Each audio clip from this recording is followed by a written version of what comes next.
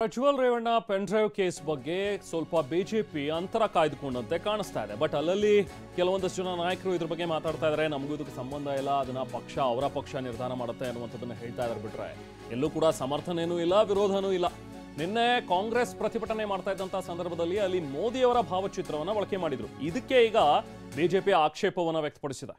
ನೋಡಿ, ಅಲ್ಲಿ ನಿನ್ನೆ ಕಾಂಗ್ರೆಸ್ನ ಮಹಿಳಾ ಕಾರ್ಯಕರ್ತೆಯರು ಒಂದಷ್ಟು ಕಡೆ ಪ್ರತಿಭಟನೆಯನ್ನ ನಡೆಸಿದ್ರು. ಆ ಟೈಮ್ನಲ್ಲಿ ನರೇಂದ್ರ ಮೋದಿ ಅವರ ಫೋಟೋವನ್ನು ಕೂಡ ಬಳಸಿದ್ದಾರೆ. ಅಂದರೆ ಕಾಂಗ್ರೆಸ್ ಹೇಳ್ತಾ ಇರುವಂಥದ್ದು ಈಗ JDS NDAನ ಭಾಗ.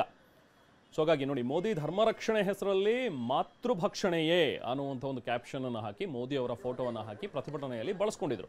ಸೊ ಕಾಂಗ್ರೆಸ್ ಹೇಳ್ತಾ ಇರೋದು ಈಗ NDA ಭಾಗ JDS.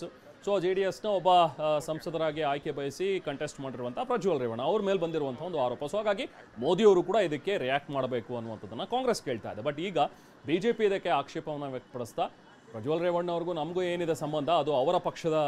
ಸುಬ್ಬಯ್ಯ ಕಿತ್ತಳೆ ಕೃಷಿ ಮಾಡಿ 100 ಗಿಡದಿಂದ 2.5 ಲಕ್ಷ ಗಳಿಸ್ತಿದ್ದಾರೆ. ನೀವು ಕೂಡ ಅವರಿಂದ ಕಲಿಬೇಕಾ? ಅವ್ರ ಜೊತೆ ವಿಡಿಯೋ ಕಾಲ್ನಲ್ಲಿ ಮಾತಾಡಬೇಕಾ? ಈಗಲೇ ಫ್ರೀಡಮ್ ಆ್ಯಪ್ ಡೌನ್ಲೋಡ್ ಮಾಡಿ. ವಿಚಾರ. ಸೊ ಪ್ರಧಾನಿ ಮೋದಿ ಅವರ ಒಂದು ಫೋಟೋವನ್ನ ಯಾಕೆ ಇಲ್ಲಿ ಬಳಸಿದ್ರಿ ಅನ್ನೋದ್ರ ಬಗ್ಗೆ ಆಕ್ರೋಶ ವ್ಯಕ್ತಪಡಿಸಿದ್ದಾರೆ. ಹಾಗೆ ದೂರು ಕೊಡೋದಕ್ಕೂ ಕೂಡ ಚಿಂತನೆ ಇದೆ. ಉಳಿದಂತೆ ಇದೇ ಪ್ರಕರಣಕ್ಕೆ ಸಂಬಂಧಪಟ್ಟಂತೆ ಇವತ್ತು ವಿಶೇಷ ತನಿಖಾ ತಂಡದ ಮುಖ್ಯಸ್ಥರು ಒಂದು ಸಭೆಯನ್ನು ನಡೆಸಲಿಕ್ಕಿದ್ದಾರೆ. SITಯಲ್ಲಿ ಸದ್ಯ ಯಾರೆಲ್ಲ ನೇಮಕಗೊಂಡಿದ್ದಾರಲ್ಲ ಸದಸ್ಯರು, ಅವ್ರ ಜೊತೆಗೆ ಇರುವಂತಹ ಒಂದು ಸಭೆ ಇದು.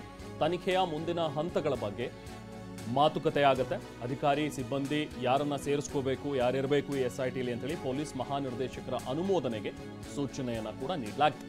ಸೊ ಅನುಮೋದನೆ ಜೊತೆಗೆ ಸೇರಿಸ್ಕೊಳ್ಳೋದಕ್ಕೆ ಸರ್ಕಾರ ಈಗ ಸೂಚನೆಯನ್ನ ಕೊಟ್ಟಿದೆ. ದಾಖಲಾದ ಪ್ರಕರಣದ ಮಾಹಿತಿಯನ್ನು ಪಡೆಯುತ್ತೆ ಮೊದಲು SIT. ಹೊಳೆನರಸೀಪುರ ಠಾಣೆಯಲ್ಲಿ ಈಗ ಪ್ರಕರಣ ಏನು ದಾಖಲಾಗಿದೆಯಲ್ಲ, ಮೊದಲು ಅಲ್ಲಿಂದ ಕೇಸನ್ನು ಟ್ರಾನ್ಸ್ಫರ್ ಮಾಡಿಕೊಂಡು SIT ಕೈಗೆತ್ಕೊಳ್ಳುತ್ತೆ. ನಂತರ ಈ ಟೀಮ್ನಲ್ಲಿ ಯಾರಿರಬೇಕು, ಯಾರೆಲ್ಲ ಇದರಲ್ಲಿ ಅಧಿಕಾರಿಗಳಾಗಿ ಕೆಲಸ ಮಾಡಬೇಕು ಅನ್ನೋಂಥದ್ರ ಬಗ್ಗೆಯೂ ಕೂಡ ಮಹಾನಿರ್ದೇಶಕರ ಸೂಚನೆ ಮೇರೆಗೆ ಮಾಡ್ಕೊಳ್ಳಿ ಅಂಥೇಳಿ ಸರ್ಕಾರ ಕೂಡ ಹೇಳಿದೆ. ಸೊ ವಾಟ್ಸಪ್ ದೂರಿನ ಮಾಹಿತಿಯನ್ನು ಕೂಡ ಈಗ SIT ಕೇಳುತ್ತೆ.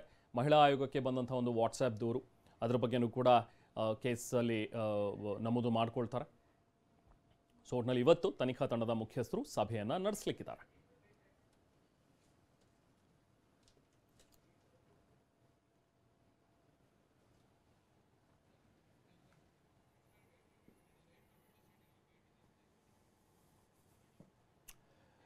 ಇನ್ನು ಸಿಟಿ ರವಿ ಕೂಡ ಮಾತನಾಡ್ತಾ ಇದ್ರು. ನಾವಾಗಲೇ ಗಮನಿಸಿದ್ವಿ, ಒಂದು ಕೆಟ್ಟ ಘಟನೆ ಆದಾಗ ಪರಿಣಾಮ ಬೀರುತ್ತೆ, ಅಂದ್ರೆ ಎಲೆಕ್ಷನ್ ಮೇಲೆ ಪರಿಣಾಮ ಬೀರುತ್ತೆ ಅನ್ನುವಂಥದ್ರ ಬಗ್ಗೆ ಹುಬ್ಬಳ್ಳಿಯಲ್ಲಿ ಬಿಜೆಪಿ ಮಾಜಿ ಶಾಸಕ ಸಿಟಿ ರವಿ ಹೇಳಿಕೆ ನೀಡಿದ್ದಾರೆ. ಏನೂ ಪರಿಣಾಮ ಬೀರಲ್ಲ ಅನ್ನೋದಕ್ಕಾಗೋದಿಲ್ಲ, ಎಲೆಕ್ಷನ್ ಮೇಲೆ ಸ್ವಲ್ಪ ಎಫೆಕ್ಟ್ ಆಗಬಹುದು ಅಂತ ಹೇಳಿ ಪರೋಕ್ಷವಾಗಿ ಹೇಳಿದ್ದಾರೆ.